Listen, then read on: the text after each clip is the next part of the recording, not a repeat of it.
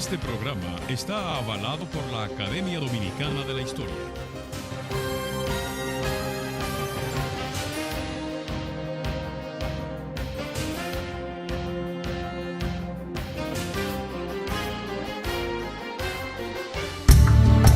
Ante la dolorosa muerte del destacado dirigente sindicalista Luis Henry Molina, Momentos de la Historia inclina reverentemente su bandera y rinde homenaje ante su dolorosa muerte a un hombre que fue protagonista histórico de alto valor en la fundación del movimiento sindical dominicano. Aportes de trascendencia histórica en los ámbitos sindicales, democráticos, educativos, sociales y económicos de los trabajadores y de todo el país. En reconocimiento a su egregia figura, refrescamos una entrevista reconocimiento realizada a este titán del sindicalismo nacional e internacional, con motivo de su irreparable partida. Paz a su alma. Veamos. Para hablar con propiedad en torno al tema de la significación del Día Internacional del Trabajo, del movimiento sindical en la República Dominicana, han transcurrido por aquí, han pasado figuras importantes y hemos hecho programas que nos llenan de orgullo, incluso sindicalistas actuales y otros con historial inmenso. Pero esta vez yo entiendo que era una injusticia que yo tenía en mi conciencia, no porque lo había premeditado, sino porque no había podido coordinar una visita de uno de los dirigentes sindicales más connotados que ha tenido la República Dominicana, con más formación desde el punto de vista teórico, conceptual, de lo que es el sindicalismo y algo más allá. No es un puro sindicalista, sino también un elemento que supo combinar sus conocimientos, sus sentimientos sindicales y en defensa de los derechos de los demás, con una práctica verdaderamente amplia, profunda, sana y fecunda. Y me estoy refiriendo a Henry Molina.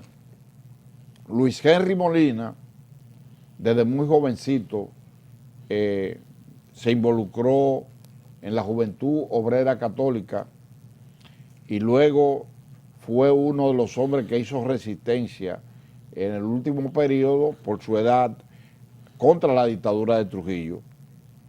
Salió del país, se enroló en esa lucha contra Trujillo, se formó y luego, en el año 1962, fue de los fundadores principales de la Confederación Autónoma de Sindicatos Cristianos, la CAS, que hoy tiene otro nombre, Sindical Clasista. Y entonces en aquel entonces era Social Cristiana, porque asumió la corriente y de la Iglesia Católica. Entonces, en ese sentido, nosotros vamos a hacer un programa que yo le auguro a ustedes que será de muchísimo interés. Y yo creo que es un acto de justicia, como se dice, honrar, honra. Y Momento de la Historia no podía prescindir en las condiciones que se encuentra Henry también, con plena lucidez, con pleno conocimiento y con tantas cosas que ha aportado en la República Dominicana, dejar de poder asimilar al legajo que constituye el movimiento sindical en la lucha democrática en la República Dominicana. Yo lo voy a dejar por ahí en el momento, le voy a dar la bienvenida a Luis Henry Molina, agradecerle la gentileza. Es un hombre que trata de no ir a muchos programas, que tiene una vida muy metódica y que no le gusta que hablen sobre él, ni él exhibir sus méritos. Pero veremos ya el desarrollo del acontecimiento. Luis Henry, gracias por estar con nosotros y nosotros queremos que tú nos hables del sindicalismo, de esa etapa, cómo tú te involucraste, cómo asumes, ya de antemano tenía la formación de la JOP, cómo asume la corriente social de la Iglesia Católica y cómo surge el sindicalismo en la República Dominicana, no sin antes darnos una panorámica de la significación del 1 de mayo como Día Internacional del Trabajo. Esos aspectos en este primer segmento.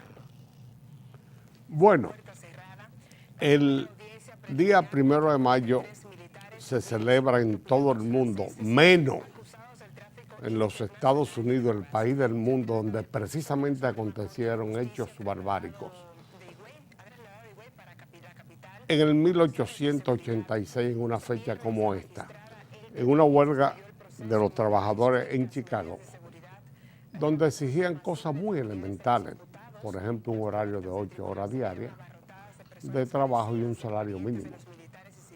Esa huelga fue sofocada policial y militarmente, hiriendo a muchos trabajadores y condenando a otros, inclusive a muerte, por haber cometido ese hecho. De eso, como tú has señalado, ya aquí se ha hablado mucho de eso y existe numerosa literatura. ¿Cómo se inicia todo aquí? Llamémoslo así, la nueva etapa de la vida dominicana. A raíz del ajusticiamiento del tirano Trujillo y de la abolición en parte de la dictadura totalitaria,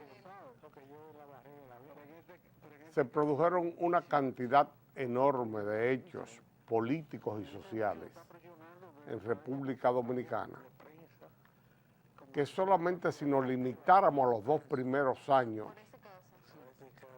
y que invito sobre todo a la juventud que estudie esos años del 61, desde septiembre del 61 a septiembre del 1963, donde se produjeron los hechos más trascendentales que conoce la historia dominicana y donde comenzó a palpitar por primera vez un aire de libertad, de derecho y un aperitivo hacia la democracia, consagrado por el primer gobierno electo libremente, que ganó las elecciones aquí libremente también, el gobierno del profesor Juan Bosch.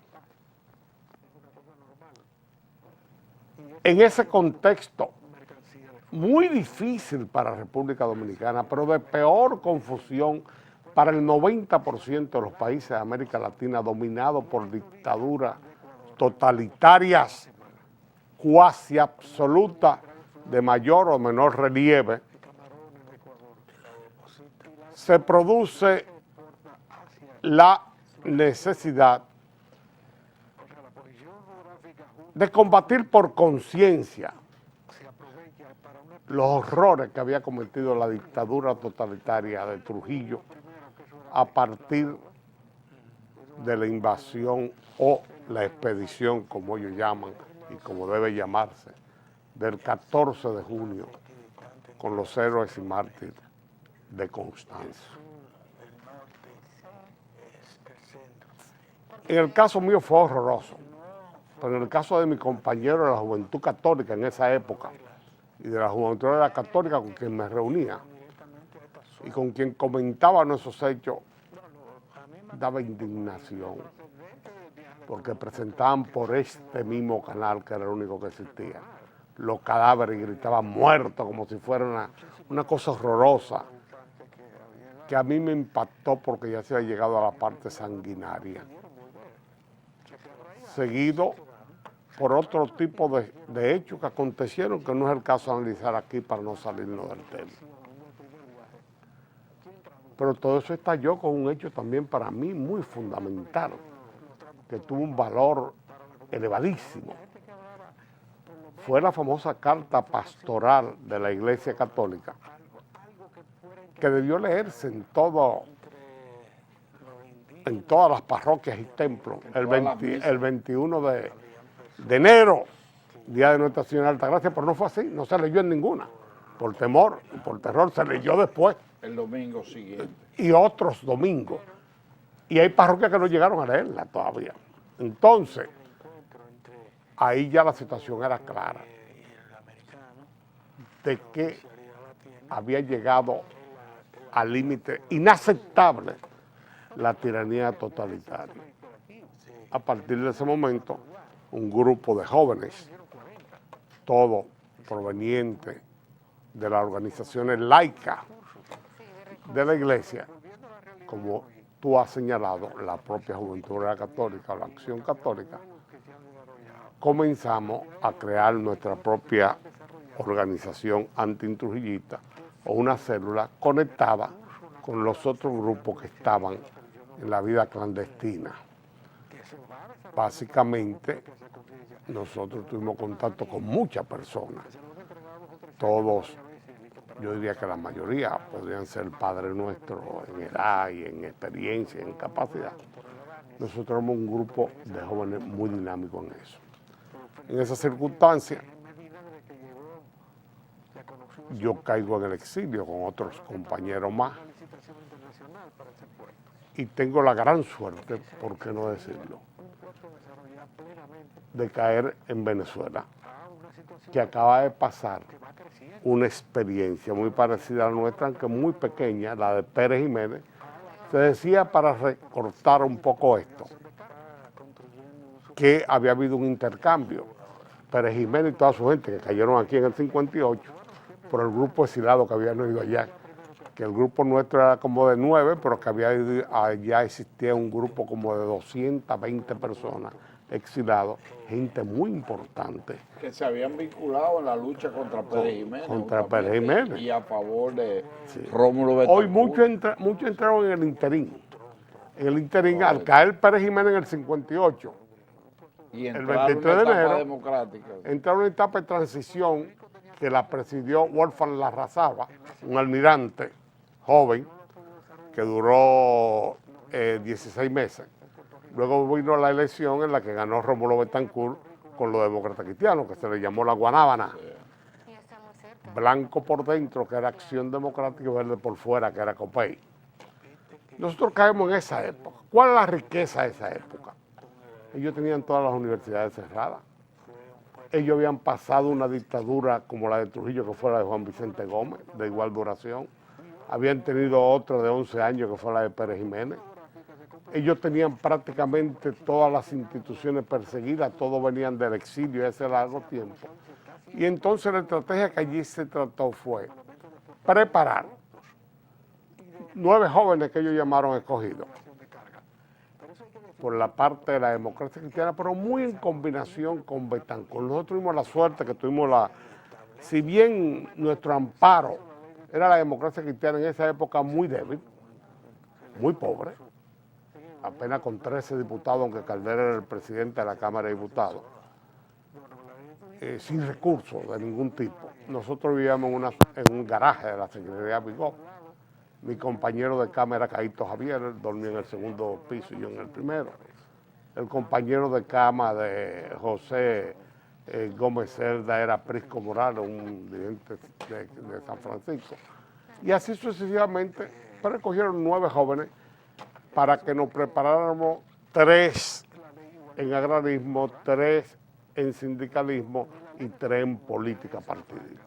Bien, yo le voy a pedir un permiso para hacer una pequeña pausa y vamos a retornar luego con esa parte, su regreso, la fundación de la casa y las luchas sucesivas. A ustedes les pedimos que mantengan la sintonía con este programa, que estamos documentando la historia sindical en la República Dominicana y parte importante de los aportes de uno de los grandes luchadores democráticos de siempre, Luis Henry Molina.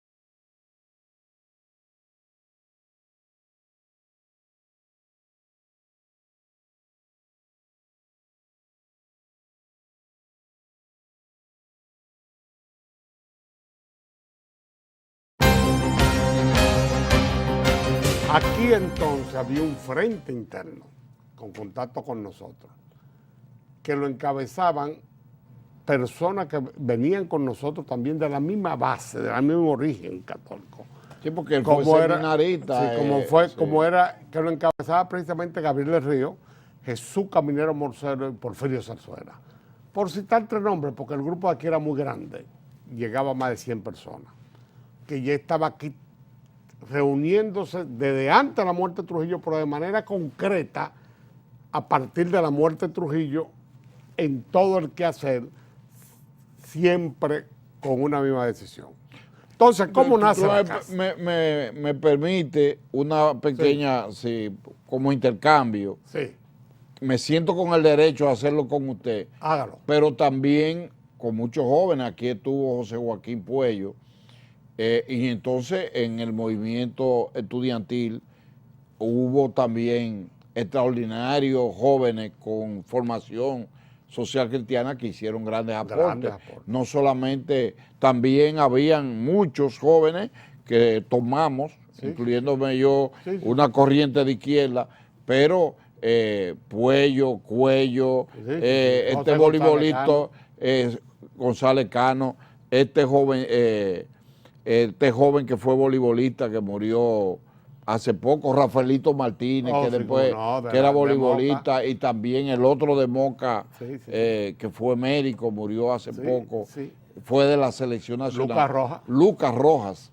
Entonces, la corriente social cristiana tenía trabajadores, hombres provenientes de la iglesia, pero también tenía muchos jóvenes estudiantes y profesionales que se bifurcan en el aspecto sindical, en el aspecto estudiantil, a través de la JRC, la Juventud Revolucionario Católica, y también el BRU, el Bloque Revolucionario Universitario Cristiano. Entonces coincidían con la CAS, que es donde yo quiero que tú... Bueno, vamos a esa segunda parte.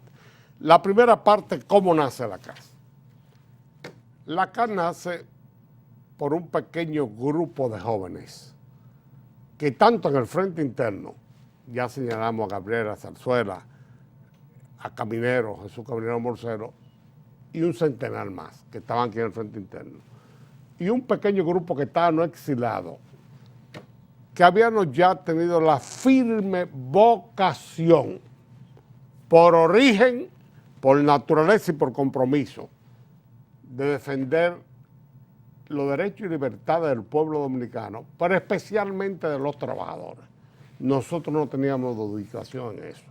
Nuestra principal vocación era defender y ver el aspecto de los trabajadores, que aquí era pero mucho más paupérrimo, ni siquiera comparable con lo que hay hoy. Era una cosa inexplicable en esa época, que no pasaba en los demás países, pero que aquí sí. Es así que llegamos aquí con un gran corazón y basado en el humanismo cristiano, creamos la CAS, con la ayuda siempre poderosa de otro joven en esa época que conocimos en Venezuela, que se llamaba Emilio Máspero, que era en esa época un recién iniciado secretario regional de la CLAT para el Caribe de habla español, una cosa muy chiquitica, prácticamente para Puerto Rico y República Dominicana, pero que estaba en Venezuela. Sin ningún tipo de recursos materiales, pero con una fe profunda y grande, nosotros lanzamos la CAS. Queríamos lanzarla exactamente el mismo día del nacimiento de nuestro libertador Juan Pablo Duarte, porque era nuestra fecha, era nuestra fuente de inspiración política. Era Duarte, y ese era el que habíamos estudiado. Estamos hablando de 1962, 26 de enero. Sí, pero así hacia el 28 y entre el 28 y el 5, concretamente el 28, donde se crea la CAS, porque no pudimos hacer el día 26 de enero. En esa circunstancia, nosotros establecimos muy claramente nuestra vocación clasista para defender la clase trabajadora. establecimos una estrategia muy clara. Formación, organización y acción, en forma simultánea, constante y permanente. Nos decían, estos son unos diablos, unos monaguillos, porque hacemos las tres cosas al mismo tiempo. Y ha probado eso en acción también. Por ejemplo, en el primer año, la CAE hizo 77 huelgas, 49 contratos colectivos, 121 manifestaciones, están documentadas en el libro de José Gómez, El Sindicalismo de la República Dominicana, y en muchísimos otros textos más. Pero además nos convertimos en la primera central sindical del país, incuestionablemente, pero teniendo los sectores clave organizados de la nación. Por ejemplo, teníamos el 82% de todas las empresas que había en el país. Desde entonces. Desde entonces. Teníamos toda la industria azucarera organizada, menos el sindicato del Central Romana, donde trabajábamos en el interior, pero no queríamos que se dividiera, sino que se mantuviera unitario, porque era una gran experiencia. Y donde quiera que la CAS tuvo sindicatos azucareros, lo hizo unitario, porque creía que eso le garantizaba una mayor fuerza para enfrentar. Y hay que saber que desde el punto de vista financiero económico en esa época, ese era el corazón de la República Dominicana, no solamente en producir divisa y dinero, sino lo puedo explicar con un gran maestro nuestro, que vino varias veces aquí y que lo repitió todas las veces que vino aquí como presidente de la República y no como presidente, el gran jurista mundial, Rafael Caldera, que decía que la República Dominicana tiene una bendición de Dios porque tiene el azúcar. Entonces decían, por caramba, usted tiene el petróleo. Y sí, pero el petróleo no emplea un 1% de los trabajadores de Venezuela. Y la industria azucarera emplea el 44% de todos los trabajadores. Y es una bendición de Dios, decía Caldera.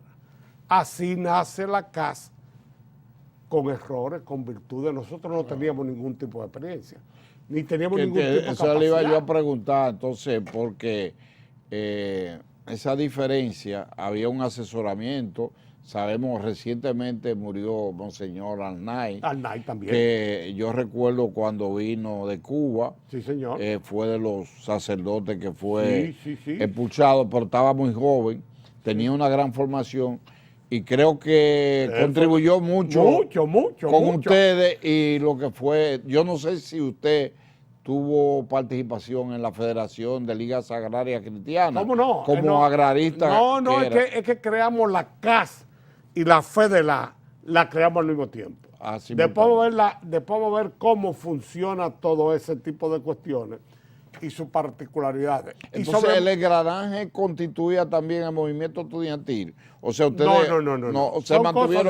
se mantuvieron aparte, o sea, no había coordinación. No, distinguíamos para poder unir. Claro que había coordinación, como tú has señalado, y muy buenísimas relaciones. Todos los nombres que tú citaste y otros 20 más que había que citar, mucho más, son gente con quien mantenemos... Bernardo de Filló, que lo metimos. Es decir, tenemos todavía...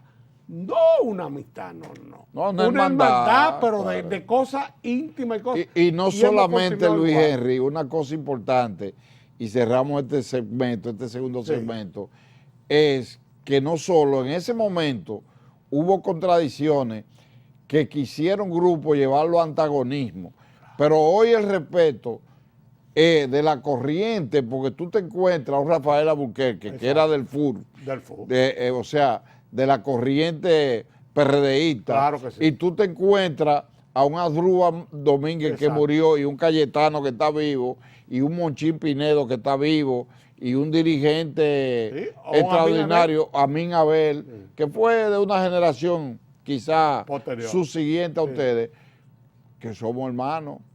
Porque, o sea, hubo diferencias, diferencias que a veces se expresaba hasta en violencia, pero en realidad yo creo que fueron dos corrientes que le dieron sustento al avance de la democracia en la República Dominicana. Claro que sí, la base. Sí, y luego entonces en este segmento que viene veremos el curso de los acontecimientos y el aporte desde el ángulo que tú lo estás enfocando para la historia dominicana.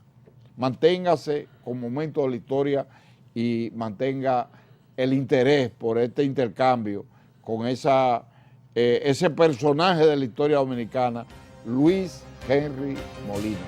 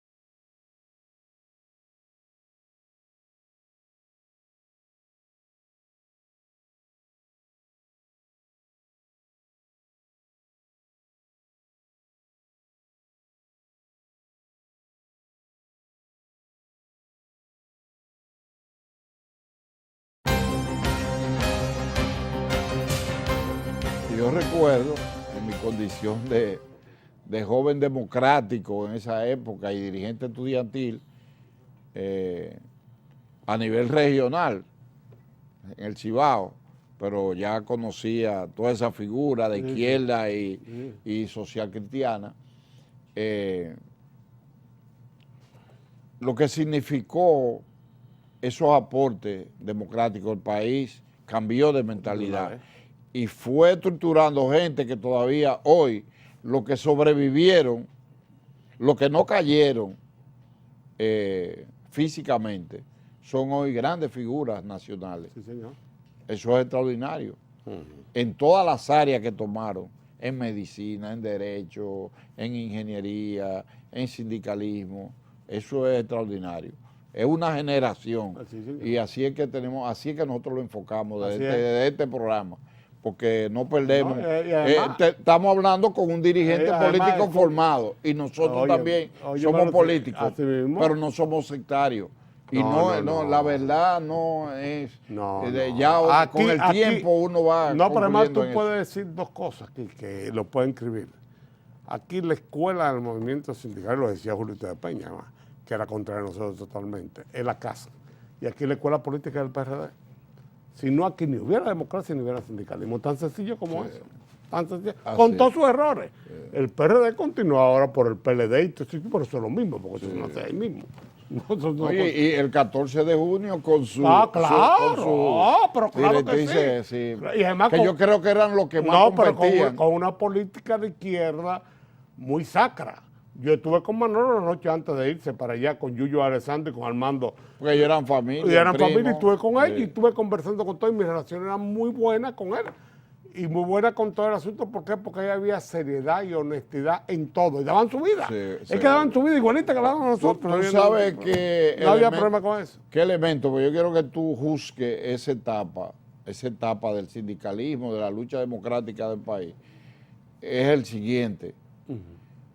A raíz de dar el golpe de Estado, no vamos a juzgar porque el tema de hoy no es ese. No es ese, no. Pero sí estamos en la conmemoración del 24 de abril y de la lucha de la intervención americana, porque coinciden esas etapas entre mayo, junio hasta septiembre.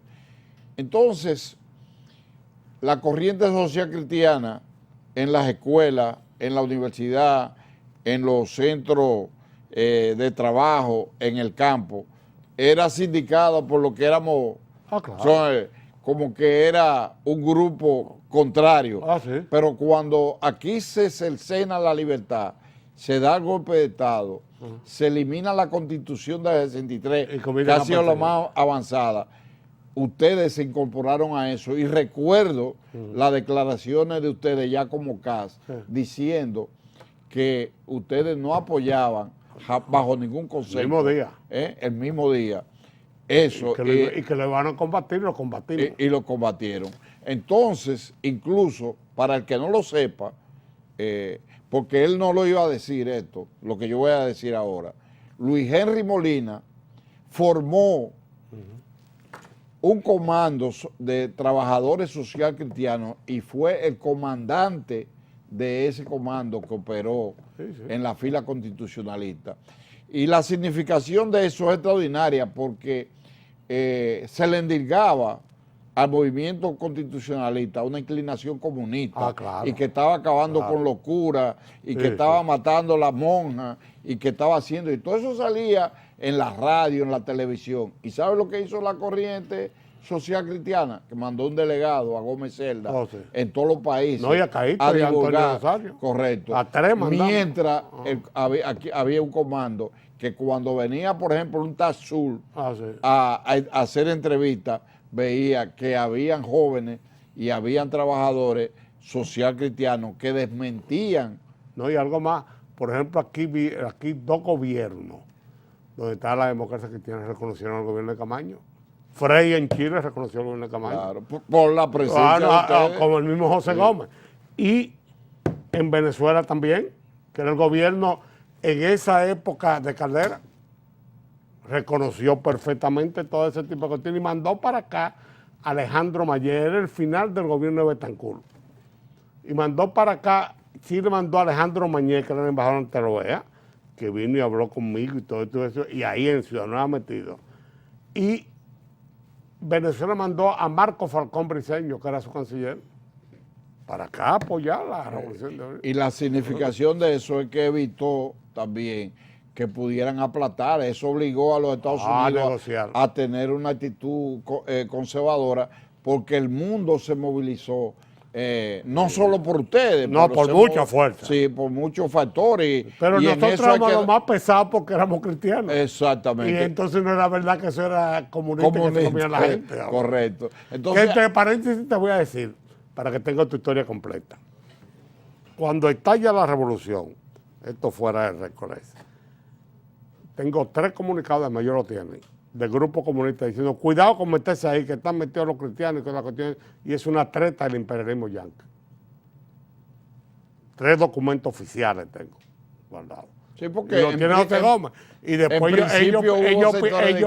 ellos pidieron muchas disculpas después, acá, con honestidad, porque lo hacían con cierto tipo de honestidad. No, porque ya había habido un elemento, y estoy hablando con un politólogo, había habido un elemento que ustedes suscribieron, yo no sé si tú formaste parte de eso, el pacto de Río Piedra, que consistió en el apoyo ya de todo el socialcristianismo, incluyendo la parte partidista, en respaldo a Juan Bosch. Y eso, cómo no. Eso fue un impulso extraordinario. También lo hubo, Me gustaría que usted complementara este segmento con experiencia suya en esa etapa. Ándale. Bien, conforme a tu experiencia, la significación de esa etapa de la CAS y luego sucedida la guerra, ya mediante las negociaciones, ¿qué rol y qué papel ustedes jugaron? Bueno, para la CAS era muy claro desde su fundación, y así lo expresa en su propio manifiesto. Y además la formación que nosotros habíamos recibido con la experiencia y vida en Venezuela y vivir aquí. Porque finalmente, ¿qué es lo que es la CAS? La CAS es el fruto de la lucha organizada de un grupo de jóvenes con iguales ideales cristianos por las libertades públicas, en especial de los trabajadores, contra la dictadura totalitaria de Trujillo. Entonces, para nosotros la democracia era vital. Pero además no existe movimiento sindical en el mundo bajo dictadura totalitaria. La democracia es un requisito esencial para el desarrollo de los pueblos, con todos sus defectos, como la declaró Montesquieu, el creador de ello mismo en su libro sobre el espíritu de las leyes y en su práctica diaria. Entonces, en esas circunstancias, los años y la lucha librada en los últimos 20 meses de este país, que no fue solamente nuestra, yo estoy contando solamente la parte de la casa, sino de muchísimas fuerzas y de muchísimas personas y de muchísimos grupos, incluyendo los llamados grupos llamados de izquierda en esa época, inspirados en el hecho histórico original de Fidel Castro, que nada tiene que ver con lo que está pasando hoy en Cuba. ¿Qué sucedió con eso? Que todo eso se echa abajo con el fatal golpe de Estado septembrino. Y en la propia madrugada, el coronel Nin, con varios policías, va al local de la casa, que quedaba muy cerca de este canal, en la Juan Pablo Pina 27. Tumba la puerta y me dice, yo dormí ahí. Nosotros estábamos 24 horas al servicio de todo. El trabajo que nosotros llevamos y la lucha y la resistencia que tuvimos versus al triunvirato. Porque nosotros no solo condenamos el golpe de Estado el mismo día que se dio, sino que en el manifiesto y por escrito y convencido, dijimos que condenábamos eso y que lo iban a combatir con toda nuestra fuerza. Y no pasó un solo día que no combatiéramos los triunviratos de fatal recordación. Porque entendíamos que eso era la peor cosa que podía pasar en nuestro país. Y además, eso era muy respaldado por la clase que compartía también esa situación. En esa circunstancia, cuando hago el golpe de Estado, yo estaba en toda la lista, Cuando yo llegué, me cogieron preso. De casualidad me metieron en la lista de comunistas. De todo, peor que los comunistas, pero sí. También junto con ellos. Cuando yo llego al Palacio de la Policía, me gritan desde una celda, habían dos PRDistas, y uno era Lember Peguero, que era el procurador de la República, Luis Lember Peguero, que era ronco, y un dirigente sindical, Miguel Soto, muy humilde, muy buena gente, que Lember me vocea ronco cuando me llevan unos policías a enterrarme en una especie solitaria. Me dice, Henry, no te preocupes que la van a pagar. Y el sargento que me llevaba me empujó y me dijo, mientras tanto estamos cobrando, camine, venga. Me empujó con el fusil. Y quiero decirle que en esa primera etapa solamente habíamos 10 o 12 personas en esa celda cuando nos llevaron a la celda, presos del PRD. Lógicamente, a las 48 horas eso fue distinto, eso se fue llenando en forma gigantesca. Pero parece que yo era o la CAS como tal, porque no era por mi bella cara. No, pero tú eres el secretario general. El secretario general, me fueron a buscar primero. A partir de ahí, nosotros tuvimos una lucha campal que explotó terriblemente cuando en agosto de 1964 llamamos a una huelga general histórica, documentada hasta más no poder, donde entonces una coalición triunvirato, que era empresarial además, compuesto por empresarios, y empresarios de aquí, la mayoría, no todos, pero la mayoría, acuerdan liquidar la casa y hacen una lista de todos los dirigentes de la casa para liquidarla totalmente, al precio que diera lugar. Y uno de los empresarios nos lleva después toda la documentación y nos la da, bien hecho y todo, de esta cosa muy pequeña, y decir que ya era una lucha de vida o muerte. En esa circunstancia viene la situación de Rafael Fernández Domínguez, a quien conozco en España y después trato en Chile. Y me explicó un poco. El plan. Pero no mucho. Sí. ¿Por qué no? Y me remitió a personas que eran hermanos y amigos míos, entre ellos a Héctor Lachaper y a Ascensión y a otro grupo más que estaba ahí, a Píndaro, Núñez Noguera, etc. Me remite a un grupo de jóvenes oficiales que en ocasiones nos reuníamos ahí en una bomba de gasolina que quedaba en la esquina de mi casa, en la Máximo Gómez. La Shell, de Bolívar Bello Veloz, que era cuñado de Héctor Lachaper. Que por cierto, cuando publican que estaban haciendo bomba, no era que estábamos reunidos en una bomba, pero ahí no se decía bomba, ni se decía nada. Los muchachos de la bomba. Entonces, los muchachos de la bomba éramos nosotros, pero no era eso. Entonces, Juan Bosch en Puerto Rico, en Río Piedra, en una ocasión, que cuando se habla del Tratado de Río Piedra, nos llama y conversamos con él y nosotros le explicamos muy claramente. Todo esto lo apoyó el comité de la CAS y todo eso está documentado en libros y en actas de la CAS y en varios libros. No solamente en los de José Gómez, sino en varios más. Nos tuvimos 3 reuniones con Juan Bosch, siempre las hacíamos caminando, allí en Río Piedra, donde él vivía. Y él entendía que la que era que estaba en mejores condiciones de lucha para un lanzamiento de eso. Y nosotros estábamos agonizando. Y primero la libertad y la democracia.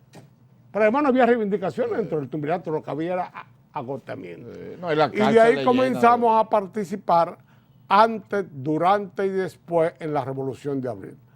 Al estallar la Revolución de Abril con la entrega de las armas de Peña Tavera, nosotros somos los números 3 que en este mismo canal, el Pleno Comité, habla duramente apoyando y llamando al pueblo a las armas e inmediatamente sumando toda su militancia a la lucha. Primero contra el triunvirato y después contra las tropas norteamericanas que invadieron este país.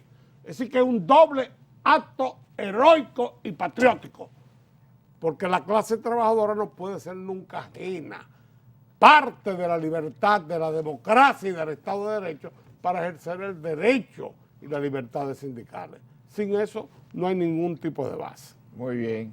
Vamos a una última pausa y todavía nos queda bastante que hablar con la profundidad y la propiedad que caracteriza a nuestro invitado de hoy, que nos llena de orgullo y honra y admiración, Luis Henry Molina.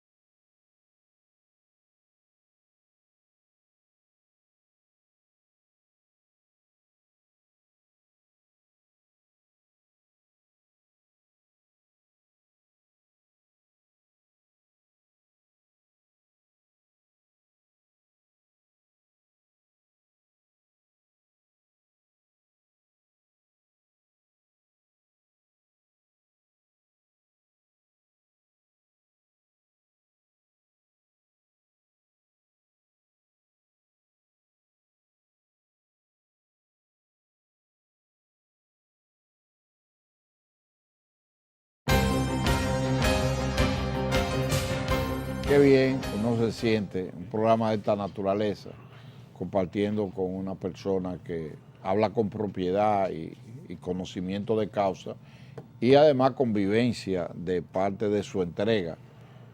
Quiero decir que Luis Henry siguió formándose y entonces pasó a ser una figura internacional,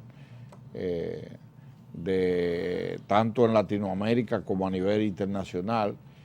Pero aparte de eso hizo una serie de aportes que hoy perviven como resultado de eso que él analizó en los primeros segmentos de este programa. Si hoy existe Infotep, fue una iniciativa creadora de Luis Henry Molina, principalmente. El INFAS, que sigue siendo un instituto de formación sindical en la República Dominicana, también una iniciativa llevada a niveles superiores, que prácticamente estaba concebido para ser una universidad. Sí, la ULA. Sí. Pero aparte de eso también, Luis Henry Molina fue uno de los impulsadores, no solo del Instituto de Seguro Social, incluso libró grandes luchas en ese sentido, sino que fue uno de los asesores de una de las reivindicaciones más importantes que socialmente ha tenido este país, que ahora está en proceso de desarrollo, que es la seguridad social, de la que nosotros afortunadamente hoy formamos parte, y que ya es un tema que vamos a votar con Luis Henry en otra oportunidad. Pero yo quiero que don Luis nos hable en este momento de dos cosas, de dos temas para concluir, porque no tenemos mucho tiempo y haremos otro tipo de programa. Número uno, que nos hable primero de esa etapa suya a nivel como dirigente internacional, de sus aportes, y número dos, nos haga un cuadro de la situación y perspectiva del movimiento sindical en la República Dominicana. Entró en una fase de descenso, el movimiento sindical fragmentado y eso, ahora hay signos de avance, pero que él nos lo analice con la experiencia ya de un catedrático en la materia, no solo sindical, sino de formación, y la perspectiva del mismo. Y además, este programa inició señalando que estábamos en el periodo de conmemoración y celebración del Día Primero del Día Internacional de Trabajo, que nos haga una síntesis que sirva de mensaje, de orientación a las generaciones de hoy y de mañana. Esos tres aspectos, sin interrupción, don Luis. Bueno, en el 1972 soy electo secretario general adjunto de la CLAC. El secretario general era Emilio Máspero y yo era el secretario general adjunto, y a su vez me designan director de política internacional de los trabajadores. Como eso es muy amplio, hay 2 libros, uno escrito por mí que se llama Solidaridad Internacional, que contiene más o menos mis andanzas, no solamente dentro de la CLAP, sino en mis funciones como vicepresidente de la Confederación Mundial del Trabajo y en mis tareas llevadas a cabo como coordinador del Grupo de los Trabajadores en la Organización Internacional del Trabajo por varios años. En esa perspectiva, cumplíamos también una doble vocación. La primera es la solidaridad, que no es local ni es mezquina, sino que es de tipo internacional. Y así defendimos a rajatabla, por la misma experiencia tenida aquí, representando a la Confederación Mundial del Trabajo y a la CLAT, el gobierno constitucional de Allende en Chile. Y lo defendimos y hablamos y estuvimos allá en 12 misiones internacionales. Hasta que finalmente vino el fatal golpe de Pinochet, cuyos resultados también son fatales y criminales, que fue, de lo cual no nos recuperamos. Con características fue en septiembre también. En septiembre y además con los mismos resultados fatales que el de aquí, en diversas categorías. Luego, entre las tantas obras que nosotros iniciamos, están esas que usted ha señalado puntualmente. Pero también planteamos aquí con mucha claridad 25 proyectos de leyes, todo en favor de los trabajadores, presentados en la primera sesión que yo hablé en la Cámara de Diputados como diputado, y que se encuentran documentados completamente todos ellos, de los cuales 9 fueron aprobados, comenzando por el Infotec, pero donde había un código de trabajo, un nuevo sistema de seguridad social, a lo que se refirió gentilmente el doctor Alburquerque en el Congreso de la CAS, en el homenaje que lleva mi nombre, el Congreso acaba de finalizar. Así que ahí hay un gran caudal de cosas en lo que yo llamo que son las bases esenciales para una política sociolaboral y sindical en República Dominicana. Y finalmente, no voy a excluir el dar mi opinión sobre la actual situación del movimiento sindical dominicano. Respetuoso y consecuente con tantas organizaciones, personas y dirigentes sindicales que luchan día a día con defectos y con virtudes para defender los trabajadores y sus organizaciones en la República Dominicana. Me permito decir que hace falta una reorganización, una nueva perspectiva y un nuevo plan de los trabajadores dominicanos. Habida cuenta que todo ha cambiado, no solamente en el aspecto de tipo económico, sino social, culturalmente, y que requiere una respuesta más audaz. La clase trabajadora ha tenido la capacidad suficiente en todas las etapas, no solo en República Dominicana. La clase trabajadora resistió 2 guerras mundiales y se recompuso y pudo lógicamente seguir a la vanguardia. La clase trabajadora lucha por mantener conquistas como la de seguridad social en toda parte del mundo y mantiene viva la antorcha. Por eso yo al concluir quiero decir que tengo mucha fe y esperanza que la actual dirigencia sindical, sea mediante la unidad de acción en acciones comunes, o en la unidad programática, o en la unidad orgánica, logre garantizar y aumentar los derechos de los trabajadores y sus organizaciones con un nuevo plan de acción. Finalmente, debo rendir tributo y homenaje al trabajo, porque este programa cae dentro de esa misma esfera, de esa celebración por la cual usted lo presentó. Y rindo ese tributo de admiración al trabajo porque creo que desde el génesis el trabajo es la máxima expresión divina y humana de las personas y de los pueblos. Y que el trabajo es la única fuente de elevación moral y material de los pueblos. Y por eso rindo homenaje a todos los trabajadores en su día que gracias a su lucha y a su labor diaria, elaboran, construyen y desarrollan la patria. Honor y gloria al trabajo, honor y gloria a los trabajadores.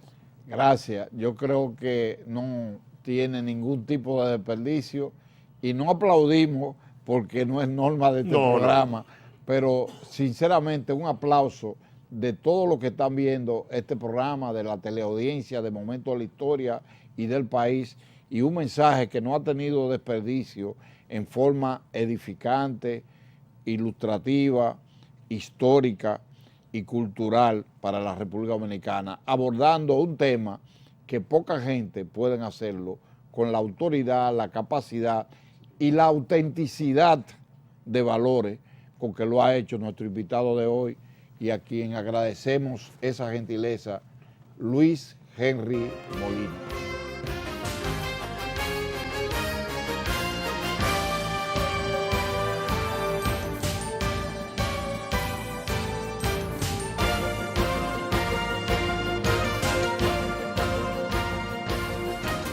Este programa está avalado por la Academia Dominicana de la Historia.